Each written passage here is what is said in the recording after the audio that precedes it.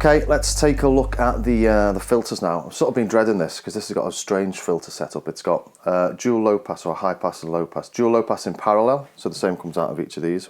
Well, not the same, but the same low pass filter, but different cut-off frequencies. And high pass, low pass, essentially, that works in series. So from the left and right, you get the same. So you get a mono signal. But you essentially it combines the high pass and the low pass to give a band pass.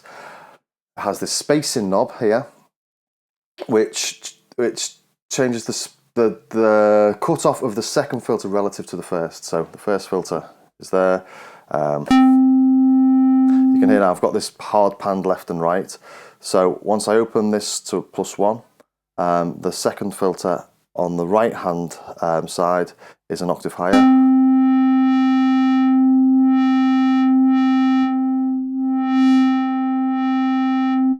Can go lower. Okay, so once the spacing is at 0, you've got the same coming out of both, so essentially a mono signal. To check it's coming from it's at 0, turn the resonance up, turn this to 0, turn that down.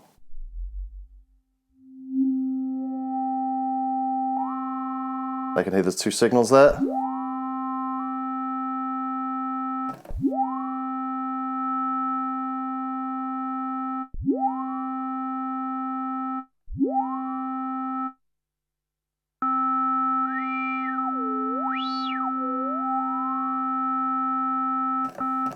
There you go.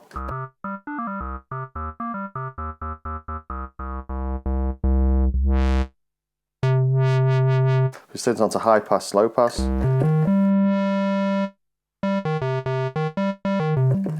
That's essentially just the one. The spacing's on 0. Once I start changing the spacing, I'm start changing the width of the band pass.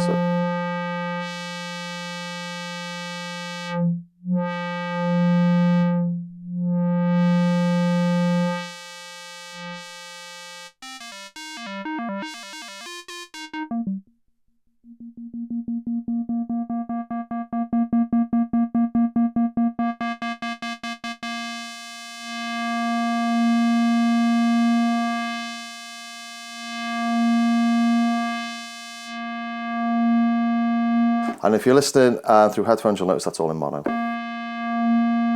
Switch to the dual low pass again.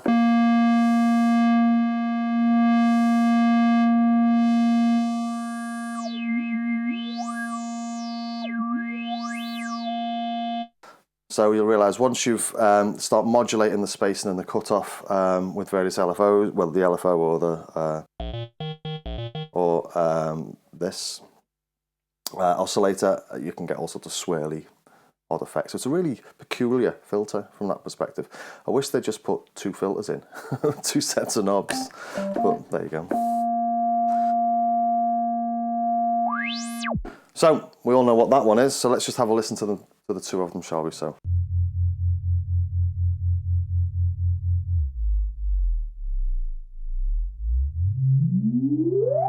You can hear the spacing's out. So I will change this to just the single cable. I'm doing this.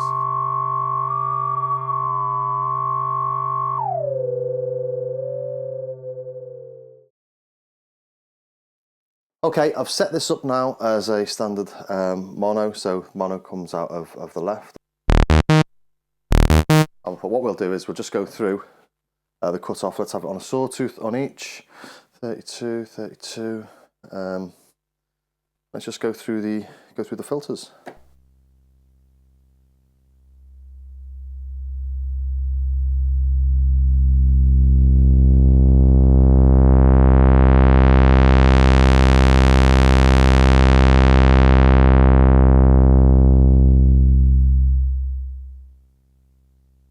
Lovely Moogie sound, Moogie sound.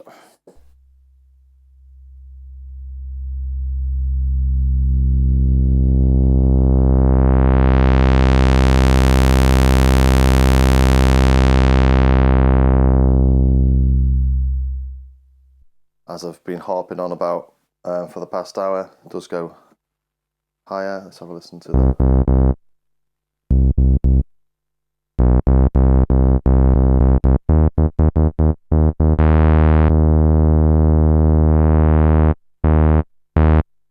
do sound nice. Let's put the resonance on 50%.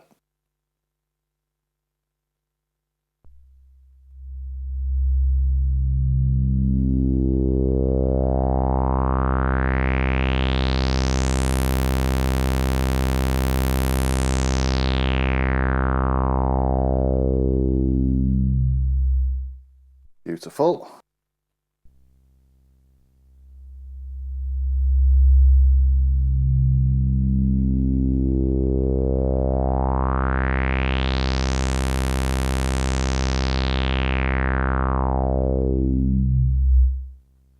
Beautiful again. Stick it on 75%.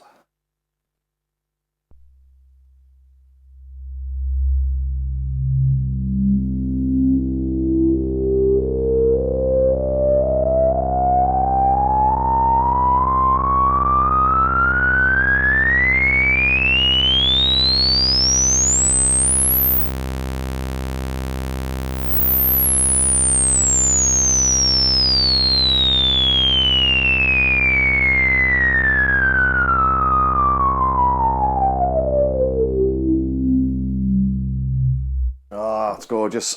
I love the way it sort of breaks up between the harmonic.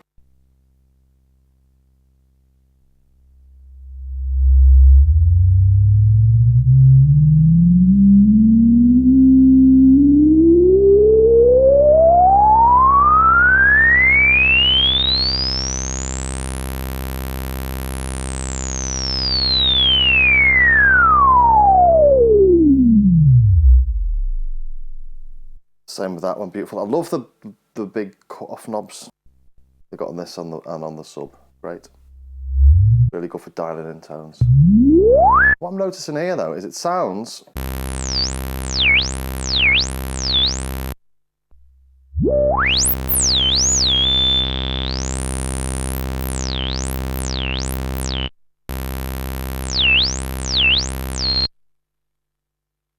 this is quite strange. When at the start of the video, we were looking at the oscillators and just going through the cutoffs, and this cutoff sounded a lot brighter at the top end, and this sounded subbier. Now when we've got the filter emphasis higher on this, this sounds a bit crisper on the top end, where you seem to be getting higher frequencies, and this sounds ballsier on the low end.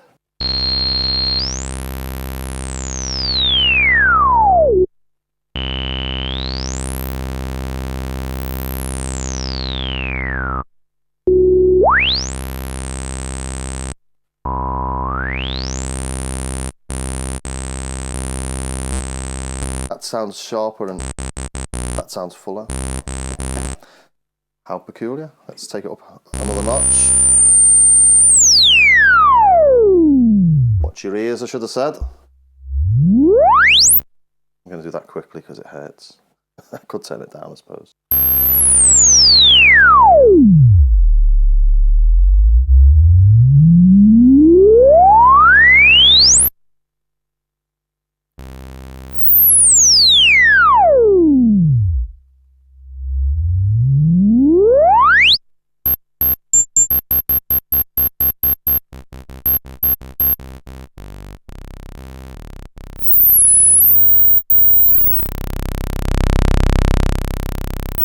Full resonance, so full cut off from full resonance to 0.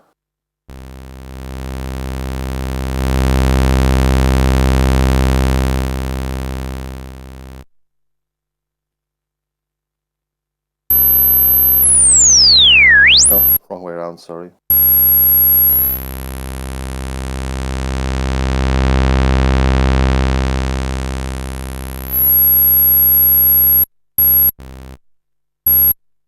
That resonance has gone higher. Well, it's gone out of my hearing range anyway. Halfway.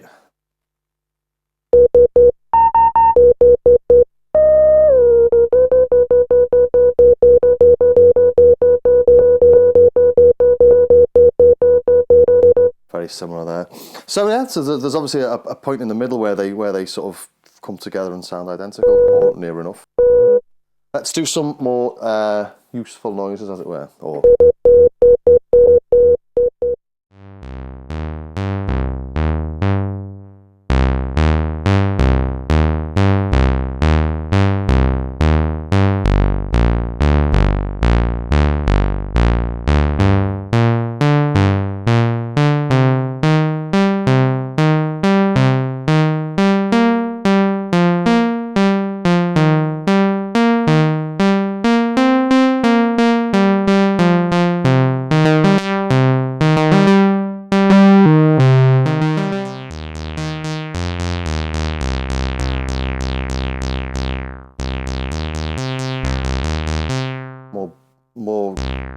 guts to this one. Just something else now, as I'm putting stuff through the filter envelope, this goes negative as well, so which this doesn't, so can't do that on this. 0 to 10, -5 to +5. And because it says -5, that means -5. Whatever -5 means. Might I say minus, or is that plus volts maybe? I don't know. Why don't we say -10, +10, -1, +1? What are the 5? Maybe volts. You can't do that on that.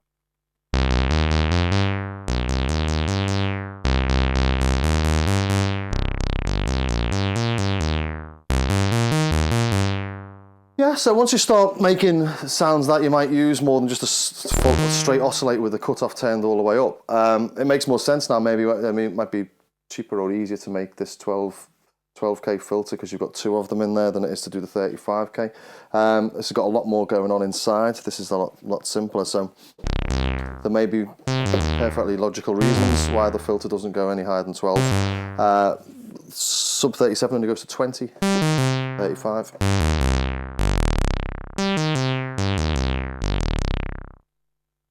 Yeah, so I think that sort of rounds it up nicely.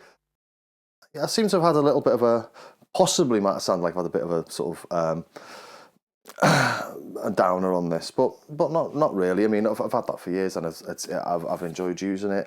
It's great. I love having the presets on it.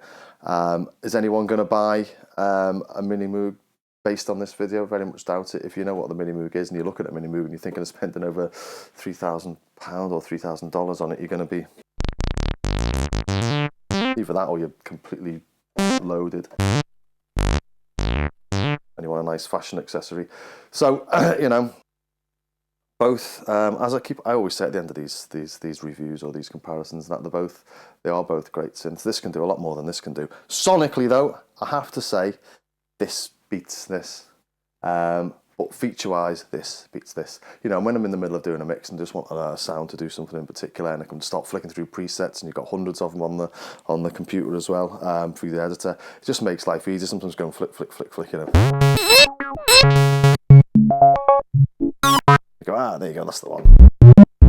But as that, you're starting from scratch again, aren't you?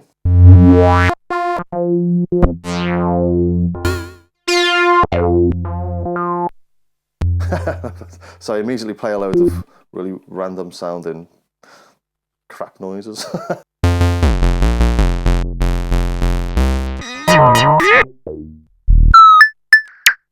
So I like that you can do that. I mean, that's why people built them in the first place, isn't it? But this sonically has the edge. Hope you found that useful or interesting, or you know, wasted an hour of your life watching a YouTube video, but I enjoyed making that. It was good fun. Okay, thanks very much.